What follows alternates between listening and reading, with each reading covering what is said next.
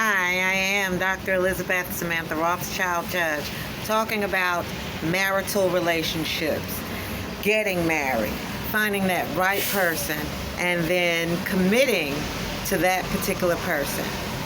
It requires something on both ends, from the dominant person and from the nurturing person. The dominant being the man and the nurturer being the woman. In alternative unions, it varies from same-sex relationships, but clearly it must be identified who's the dominant and who's the nurturer, okay? What it takes is for the nurturer to be submissive to the dominant. A woman must be submissive to her man, or as I said, the nurturer must be submissive to the dominant. The tricky part is the dominant has to be someone that particular nurturer can be submissive to. So for strong persons who are nurturers, it's a matter of submitting to someone who is strong enough to handle accountability for you and submitting to them in such a way that they can have control of their own household. For a dominant, it's about finding someone who is willing to submit to your authority as head of the household. So you get a dominant who is good at being accountable, highly accountable, and they want a significant other or a wife who they are not strong enough to be accountable for. Well, then it becomes one-sided and quite often toxic. You have to be in a level balance. You have to be equally yoked. And that applies to all relationships, even friendships, family relationships.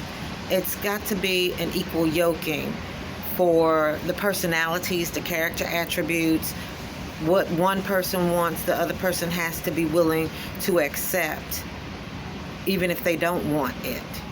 And oftentimes with the dominant, they have to be willing to compromise their power in order to maintain accountability from the perspective of being submitted to, having someone to submit to them. So I found going into relationships that a person has to be strong enough to be accountable for me.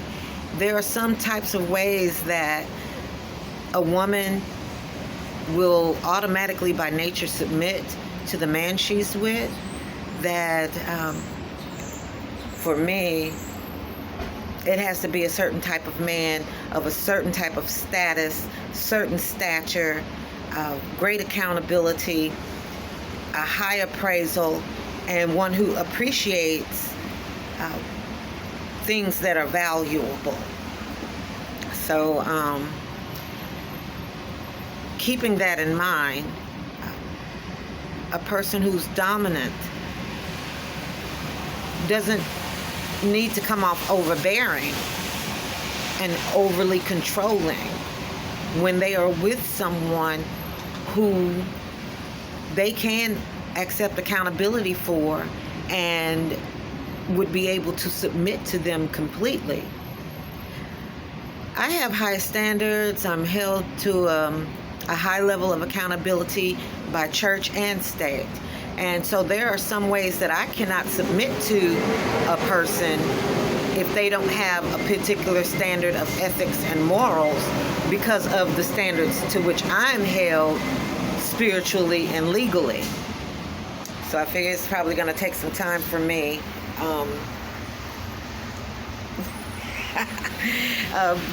to be able to couple up, I would say, because I mean, submitting to a man for where it's the man and the woman, that's the easy part.